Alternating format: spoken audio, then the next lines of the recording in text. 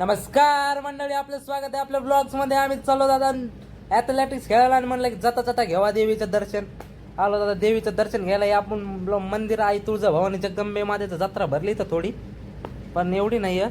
आलो तर मंदिरात नारळ वगैरे फोडलं, नारळ घेतलंय आत्ताच आणि बघू शकता.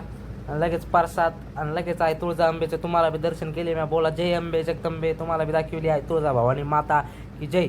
होमाचं दर्शन घेतलं आणि लगेच मग थोडं थांबलो की लगेच देवाचं दर्शन घेतलं आणि लगेच कार्यक्रम करून टाकला आपला देवाचा. तिथं आया माऊली माता बसल्यात, झाडून घेतात वनताई. इकडं दोस्तांनी दर्शन घेतलं.